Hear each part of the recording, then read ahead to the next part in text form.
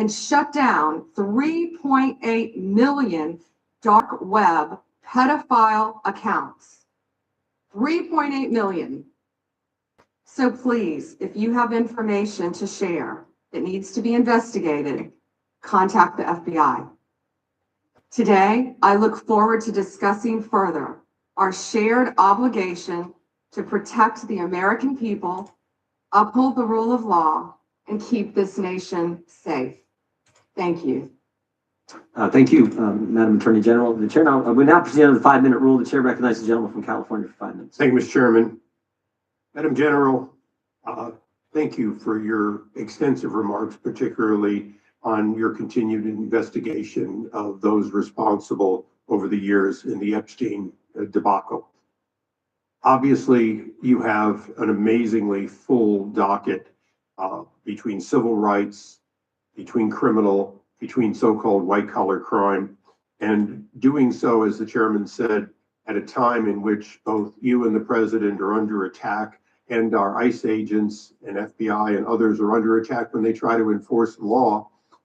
I personally want to apologize for those who would embolden, support, or even stand with those lawbreakers that sit on this and other daises here in Congress. My job generally is to talk about patents and trademarks as the chairman of that subcommittee.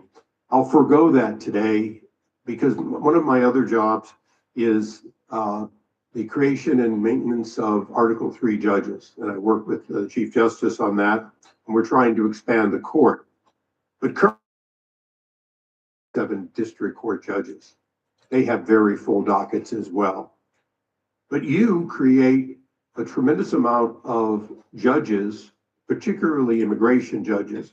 You do so in order to save the court that, but adjudicate, as is requirement, each of those people who claim a right to be here in the United States. And that has been going on under Republican and Democratic administrations for years. What's unique about the Trump administration this time is that you and President Trump have managed to reduce the backlog of people seeking that for the first time in decades. You are getting ahead of that tremendous backlog that caused, for better or worse, the release of millions of people with little pieces of paper saying, come back later when we call you, and often to no avail when you call. So I want to congratulate you on that because it's an accomplishment you might not take credit for and the other side would never give you credit for. But I hope you can continue to do that and do more.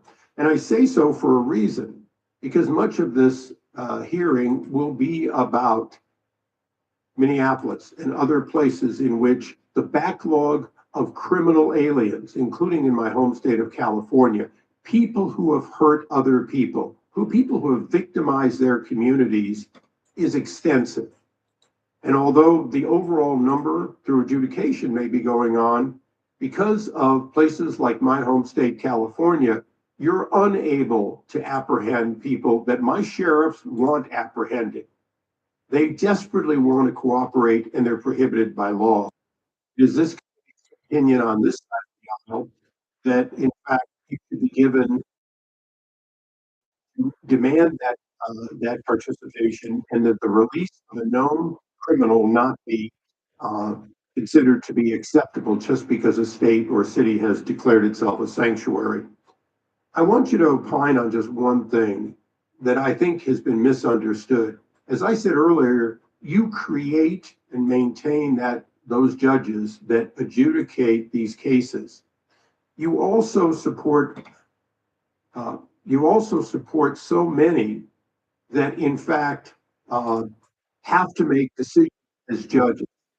Knowing that this limitation of so few Article 3 judges are there, please educate those who seem to miss the point that Article 1 judges, including bankruptcy judges, including immigration judges, including lots of people with the title appropriately judged, do in fact issue documents that look like, act like, and are normally accepted as warrants, as subpoenas, as demands for state officials to stand aside and allow the production of either an individual or documents, because I think people are missing the point that these ICE retainers and detainers and so on, they act like they're nothing when in fact in the ordinary course, Madam General, you do in fact have Article 1 judges constantly putting those out, and they are respected normally.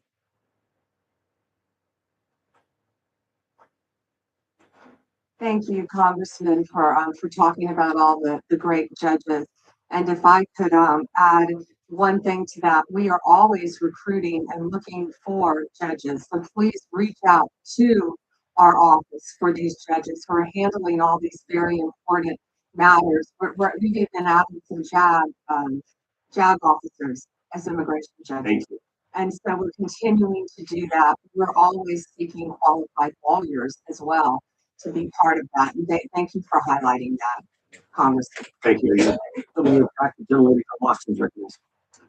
Thank you, Mr. Chairman. Good morning, Attorney General Bondi, right here. We are joined in this room by some of the thousands of survivors from Jeffrey Epstein's horrific sex trafficking ring. They have shown such incredible courage in speaking out, in demanding accountability to bring the predators and pedophiles to justice. The Epstein Files Transparency Act required your Department of Justice to disclose the perpetrators connected with Epstein's criminal activities and to redact the information of survivors to protect their identities. Let me show you what actually happened. First, in violation of the law, your department has shown a pattern of redacting the names of your child. Is awesome. They're curious, confident, and full of wonder. Your child here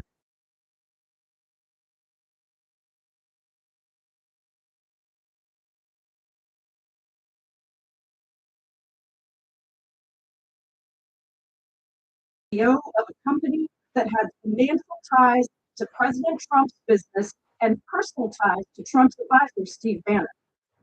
Second, the survivors were not similarly protected, also in violation of the law.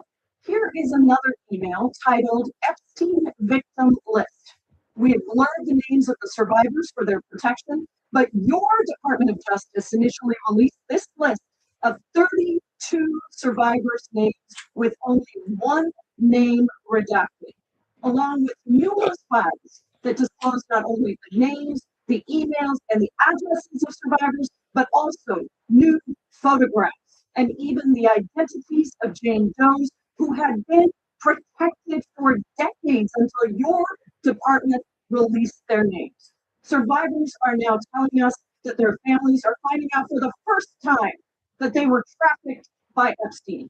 In their words, quote, "This release does not provide closure. It feels like a deliberate attempt to intimidate survivors, punish those who came forward, and reinforce the same culture of secrecy that allowed Epstein's crimes to continue for decades." To the survivors in the room, if you are willing, please stand. And if you are willing, please raise your hands if you have still not been able to meet with this Department of Justice. Please note for the record that every single survivor has raised their hand. Attorney General Bondi,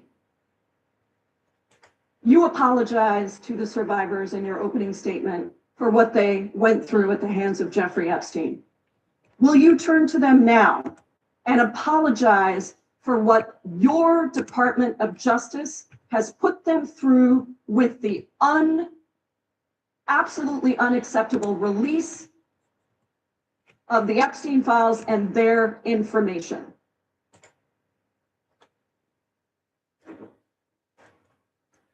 Congresswoman, you sat before Merrick Garland sat in this chair twice Attorney General Guys, Bondi. no, can I I'm gonna finish my reclaim- answer? No, I'm gonna reclaim my time because I asked you a Attorney General, yes, sir. specific question Attorney General that can I would respond to the like you question. to answer, which is, will you turn to the survivors? This is not about anybody that came before you. It is about you taking responsibility for your Department of Justice and the harm that it has done to the survivors who are standing right behind you and are waiting for you to turn to them and apologize for what your Department of Justice has done. Members get to ask the questions, the witness gets to answer in the way they want to answer. The Attorney General can That's not respond. accurate, Mr. Chairman. Because she doesn't It's like the my answer. time. So, Mr. Chairman, why I have asked. didn't she ask Merrick Garland this? I'm twice reclaiming when he my sat in my time, and chair? when I will reclaim my continue to time, answer. it is. Mr. Chairman, the gentleman has I'm reclaimed I'm the not gonna time. get in the gutter for her theatrics. The time belongs to the time belongs to the gentlelady. The gentlelady has 17 seconds. Thank you. You're not gonna answer this question, so let me just say Chairman, I'll this. direct it to What a you. massive No, I'm cover-up. answering a Mr. question. Chairman, will you restore her time? The I'm witness not is gonna interrupted. get in the gutter with this woman. Stop the She's time. doing theatrics. Let me have my time. The gentlelady from Washington controls the time. The gentlelady has 17 seconds. You can proceed with your final Thank you. 17 seconds. What a massive cover-up this has been and continues to be.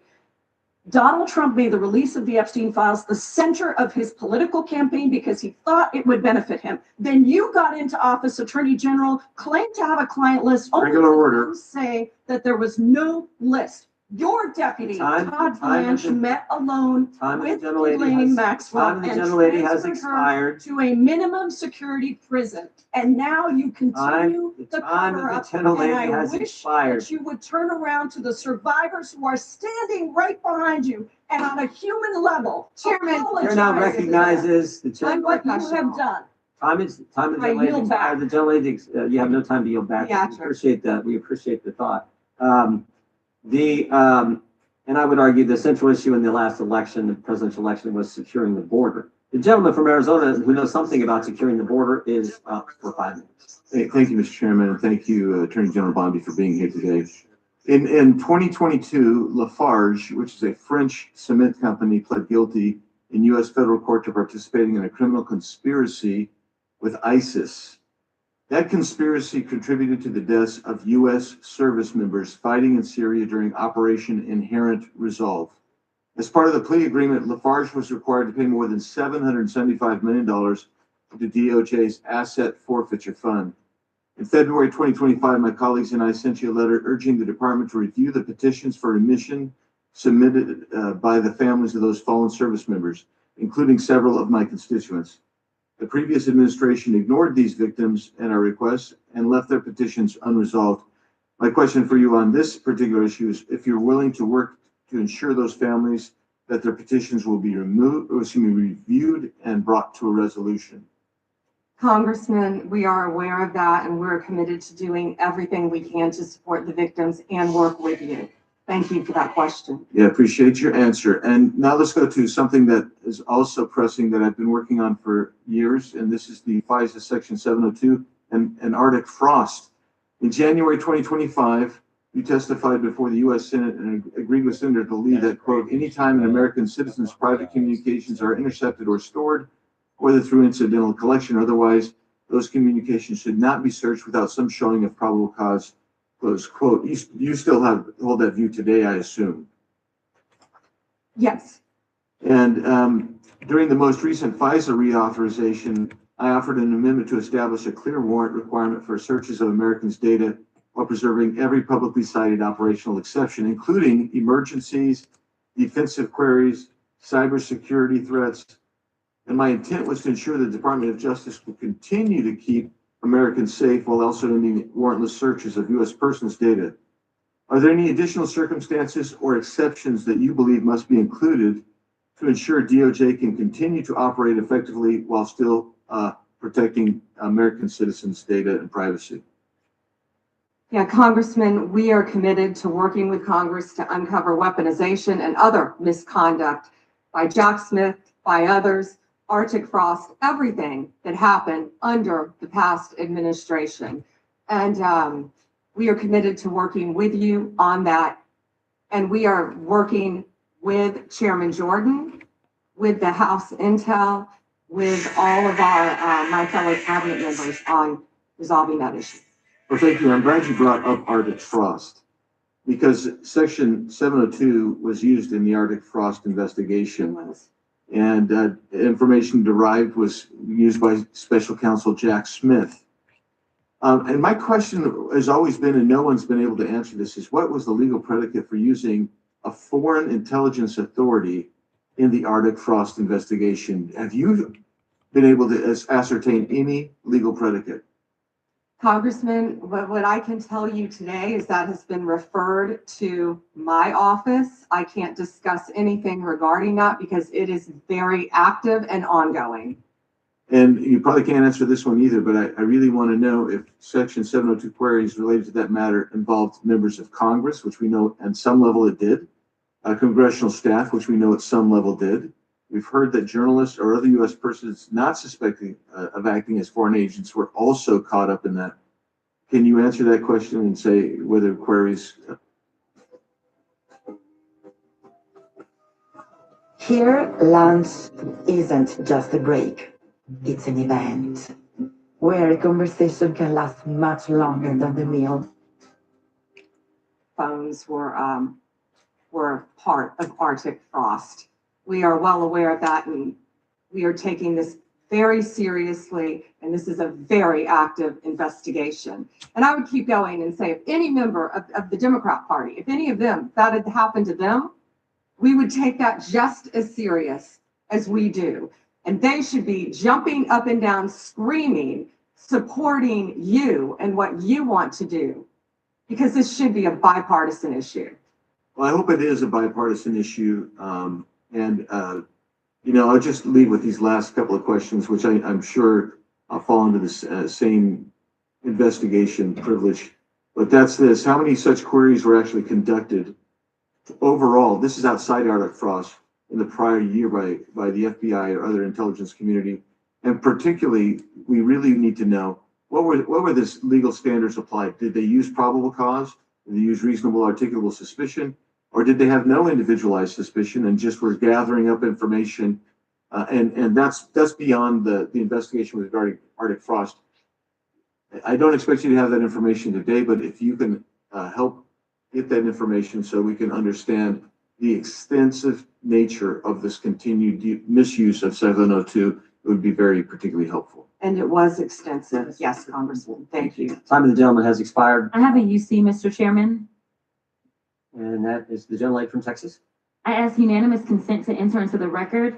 El Paso airspace reopened after FAA quickly rescinds 10-day flights restriction. This was published by the Texas Tribune on February 11th, 2026. And it says it was because of an impasse with the DOD over the use of unmanned objection, military objection. aircraft and Without not triggered by Mexican cartel drones. Without objection. Point of order, Mr. Chairman. I didn't hear back about the second round of questions. I assume that's not happening. I just want to be able to assure the members, certainly on my side, if not both sides. That's not a point of order. No, that every member will get 5 minutes with the witness. Will there be 5 minutes for each? Yeah, you get 5 minutes. Yeah. With the witness. Okay, very good. And are you up next? Gentleman from New York is recognized. Mr. Chairman, I want to begin by acknowledging the survivors of Jeffrey Epstein's horrific abuse who are in the room with us today. I want to thank all of you for your bravery in speaking out. I want to say that you and the other survivors of these heinous crimes deserve better from this Department of Justice. In particular, it is shocking that the department did not redact the names of Epstein's victims, but it did redact the names of their abusers. I don't know whether this was done out of incompetence or whether it was deliberate and malicious, but either way, it is completely unacceptable. Even more troubling, the DOJ has failed to bring any of these perpetrators to justice. Instead, it has engaged in a relentless pursuit of Donald Trump's perceived enemies. I want to focus on just one example. The Attorney General of my home state of New York, Tish James. This DOJ has been hell-bent on securing an indictment against Ms. James for something, anything, simply because she held Donald Trump's companies accountable for years of financial fraud.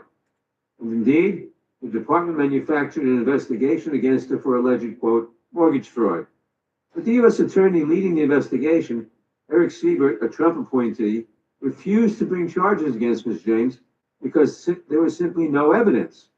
Unfortunately, a prosecutor who refuses to do Trump's bidding has no place in this DOJ, so Mr. Siebert was forced out. Trump could not contain his fury that he expressed to you in a social media post addressed to you by name. I'm sure you've seen it. Quote, I fired him and there was a great case, he wrote to you about Mr. Siebert. Then we moved down. You can't delay any longer. It's killing our reputation and credibility. They impeached me twice and indicted me 5 times over nothing. Justice must be served now. And obviously, you followed that order. Lindsay Halligan, Trump's former defense lawyer who had never prosecuted a case in her life, was installed to replace Mr. Siebert, and it was clear that part of her mandate was to go after Ms. James. Halligan immediately sought an indictment, which the court dismissed because Halligan was illegally put into the role. But your department was undeterred. Not once, but twice, it tried to indict Attorney General James in separate courts. Both grand juries rejected you and refused to indict her. It is practically unheard of for a grand jury to refuse an indictment. In 2016, it happened in just 6 cases out of over 150,000 offenses. And you had it happen twice in the same week, in 2 different courts. That must have been humiliating. And now there are reports that you are continuing to investigate it. The amount of resources that have gone into targeting Attorney General James, months of investigations, multiple failed indictments, is astounding. Since your own prosecutors told you that there is not enough evidence to support a conviction, it's clear that you were going after her simply because she held President Trump accountable and he wants to punish her. And she is just one name on a long list of Trump political enemies that DOJ is reportedly targeting. From Jerome Powell and Lisa Cook at the Federal Reserve to James Comey, numerous Democratic members of Congress, John Brennan, Jack Smith, Democratic officials in Minnesota, Chris Krebs, Miles Taylors, and more. Those are just the ones we know about. In contrast to these politically motivated investigations, grasping at something they can charge their enemies with, we now have concrete evidence of disgusting criminality revealed in the Epstein files. So I really have just one question for you. How many of Epstein's co-conspirators have you indicted? How many perpetrators are you even investigating?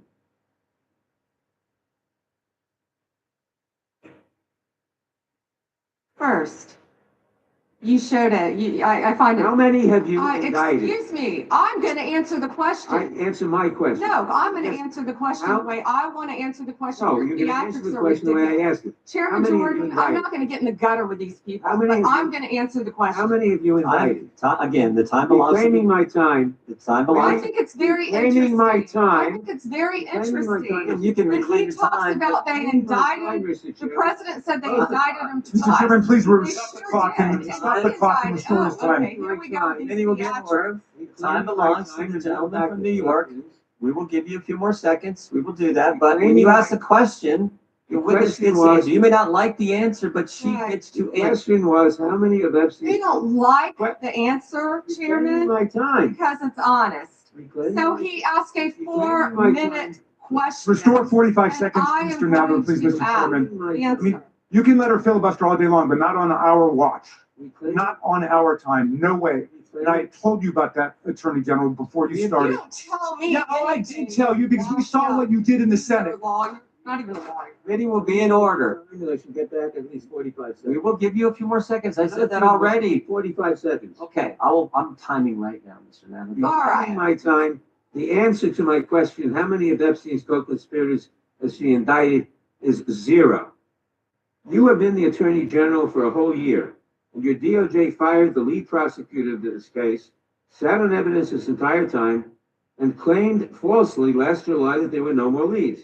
It took an act of Congress for you to finally release part of the Epstein files, and when you did, you included personal information about the victims while protecting the names of abusers. Time of the gentleman None of has the perpetrators expired. were brought to justice, but enormous resources. Time of the gentleman has expired, and Obviously, obviously here that under your leadership, the Department of Justice there was no longer no works question in there. It works Order for was Donald silent, too. Trump.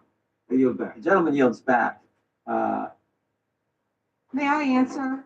I think our next questioner, Madam Attorney General, is going to give you time to respond to Thank you, Chairman. all kinds of things. So we will turn to the gentleman from Texas for 5 minutes. Ms. Bondi, you go right ahead. I'm over here. The time is yours. Thank you.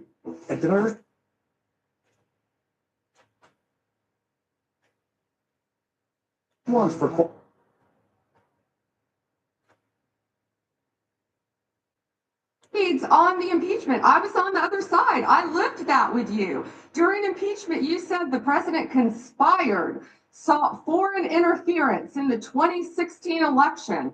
Robert Mueller found no evidence, none, of foreign interference in 2016. Have you apologized to President Trump? Have you apologized to President Trump, all of you who participated in those impeachment hearings against Donald Trump? You all should be apologizing. You sit here and you attack the president, and I am not going to have it. I'm not going to put up with it. You know, all they want to do, all the American people need to know this. They are talking about Epstein today. This has been around since the Obama administration. This administration released over 3 million pages of documents, over 3 million, and Donald Trump signed that law to release all of those documents. He is the most transparent president in the nation's history. And none of them asked Merrick Garland over the last 4 years one word about Jeffrey Epstein. How ironic is that? You know why? Because Donald Trump, the Dow right now is over. The Dow is over $50,000. I don't know why you're laughing. You're a great stock trader, as I hear, Raskin. The Dow is over 50,000 right now. S&P at almost 7,000. And the NASDAQ smashing records. Americans' 401ks and retirement savings are booming. That's what we should be talking about. We should be talking about making Americans safe. We should be talking about, what does the Dow have to do with anything? That's what they just asked. Are you kidding? Mr. Jordan, Mr. Jordan, Committee will be in order. Mr. Jordan, am I going to get an extra 45 seconds added to my time? Committee will be in order. The time belongs to the gentleman from Texas. Ms. Bondi, the Attorney General can respond. Thank you. The Dow has shattered 50,000 for the first time. This is crazy. They said it couldn't be done in 4 years, yet President Trump has done it in 1 year. National median rents have fallen to a 4-year low thanks to Donald Trump. That's why they want to focus on Epstein and our most transparent president in the nation's history. The murder rate, as I said, has plummeted to a 125-year low thanks to Donald Trump. For an unprecedented 9 straight months, there were 0 illegal border crossings at the southern border. That's what we should be focused on. All the great work that this president has done and will continue to do to keep America safe and to make Americans safe. Thank you, Attorney General Bondi. I agree with you totally. I think you've done a fine job. I think that Democrats, in fact, should be apologizing to the Epstein victims for doing nothing during the 4 years that they were running the government. We did not hear about this, and it took you and President Trump to finally provide transparency and give answers to the American people, and I want to thank you for that. I want to thank you also for standing up for truth today and for fighting back against the theatrics and the time waste that you will endure over the next hour or two. I want to apologize on behalf of my colleagues on the left. They're not all that bad, but they've got to put on a show. And I'm sorry that you have to go through that. And I would like to yield the last, I'd say 40, even 40 is 80 seconds. The clock says 40, but I've got 80 seconds since I was so rudely interrupted, and I'll give all 80 seconds to Chairman Jordan. And I would just yield to the Attorney General if she has anything to add. I'm fine to continue. Thank you, Chairman. All right, the chair now recognizes, the gentleman yields back. The chair recognizes the gentleman from California.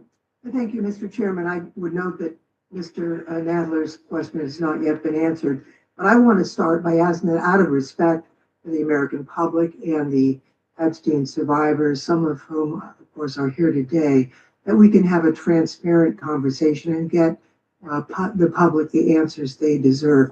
I want to briefly direct your attention to two documents I'm hoping we will put up on the screen. In the first, an individual emails Jeffrey Epstein asking whether a woman identified as M was pro or civilian, and Epstein responds that she was a civilian, Russian, and fun.